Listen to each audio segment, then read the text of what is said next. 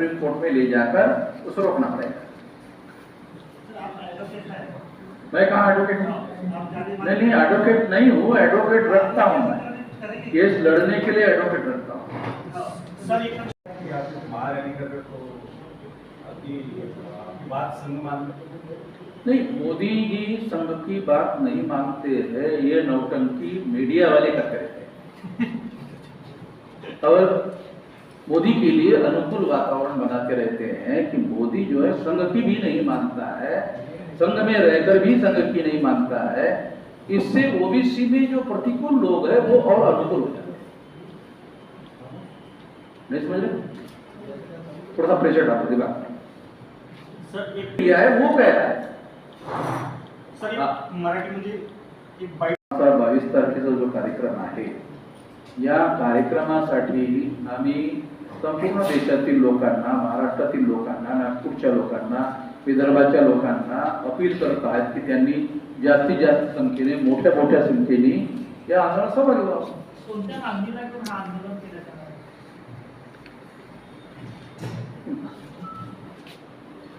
ही गोष्ट सुद्धा तुम्हाला सांगावं लागेल का?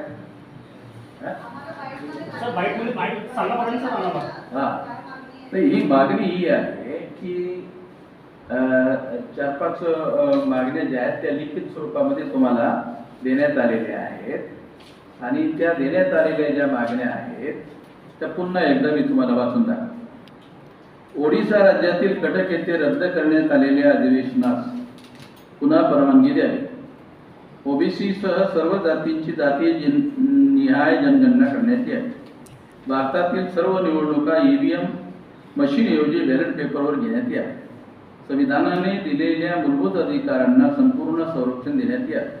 अधिवेशनाच्या तयारीसाठी संघटना प्रतिनिधी व कार्यकर्त्यांना झालेल्या खर्चाची भरपाई करण्यात यावी। मूलभूत अधिकाराचे संरक्षण करण्यात अपयशी ठरलेल्या ओडिशा राज्य सरकारला अनुच्छेद 356 अन्वये बरखास्त करण्यात यावे। 6 मागण्या आहेत। अगर आपको उड़ीसा में अधिवेशन लेने की अगर परमिशन दी जाती है तो क्या आपका जो ऑनलाइन अधिवेशन होने वाला है उसको आप फिजिकल लेंगे? मराठी मध्ये आम्ही आमच्या सोयीनं जेव्हा आम्हाला हायकोर्ट परमिशन देईल त्यात अर्ज करण्यात आलेला आहे की आम्हाला डिसेंबर महिन्याची तारीख देण्यात यावी। कोर्ट आम्ही ही मागणी केलेली आहे त्यानुसारच काही नाही काय सांगितलं।